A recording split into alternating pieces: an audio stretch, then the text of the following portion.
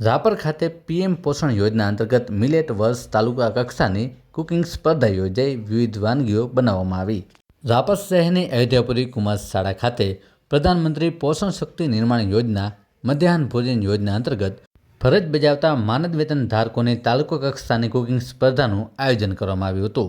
આ કોમ્પિટિશનમાં મિલેટ્સ એટલે બાજરી, જુવાર, નાગલી જેવા સ્થાનિક જાડા ધાનની વાનગીઓને પ્રાધાન્ય આપી 1 કલાકના નિર્ધારિત સમયમાં સ્થાનિક જાડા ધાનની વાનગી અને પીએમ પોષણ યોજનામાં પૂરા પાડવામાં આવતા અનાજના જથ્થામાંથી અન્ય સહાયક સામગ્રી જે ઘઉંનો કકરો લોટ, ચણાનો લોટ, તેલ, મરી મસાલાનો ઉપયોગ કરીને વિવિધ વાનગીઓ બનાવવામાં આવી હતી। રાપર તાલુકા મામલતદાર અમૃતલાલ પ્રજાપતિ અને રાપર મધ્યાહન ભોજન યોજનાના નાયબ મામલતદાર બાબુલાલભાઈ જે ચાવડાની ઉપસ્થિતિમાં આ કુકિંગ સ્પર્ધાની શરૂઆત કરવામાં આવી હતી, જેમણે મિલેટ્સ એટલે બાજરી, જુવાર, નાગલી જેવા સ્થાનિક જાડા ધાનની વાનગીઓથી બાળકોના પોષણ સ્તરમાં કઈ રીતે વધારો કરી શકાય તેમજ તેનાથી મળતા લાભ વિશે સૌને જાણકારી આપી હતી।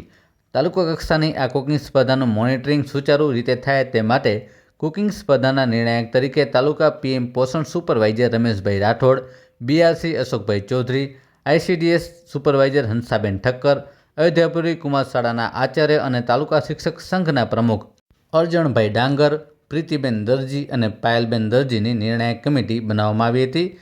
જેમણે સ્પર્ધકો દ્વારા બનાવવામાં આવેલ વિવિધ વાનગીની સ્વચ્છતા, પ્રેઝન્ટેશન અને સ્વાદ તેમજ વિદ્યાર્થીઓને વાનગીઓમાંથી મળતા પોષણને ધ્યાનમાં રાખી વિજેતા જાહેર કરવામાં આવ્યા હતા। યોજાયેલ સ્પર્ધામાં પ્રથમ વિજેતા તરીકે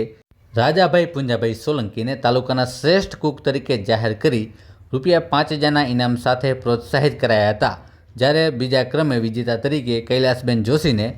₹4000 તથા ત્રીજા નંબરના વિજેતા તરીકે અનિતાબેન સોલંકીને ₹3000ના ઇનામથી પ્રોત્સાહિત કરાયા હતા। સમગ્ર કાર્યક્રમમાં નીરવભાઈ સોલંકી, ખિલેશભાઈ મારવાડા, માવજીભાઈ પરમાર, બડુભા સોઢા સહિતના કર્મચારીઓ તેમજ શાળાના સ્ટાફ અને શહેરના આગેવાનોની હાજરીમાં કાર્યક્રમને સફળ બનાવવામાં આવ્યો હતો।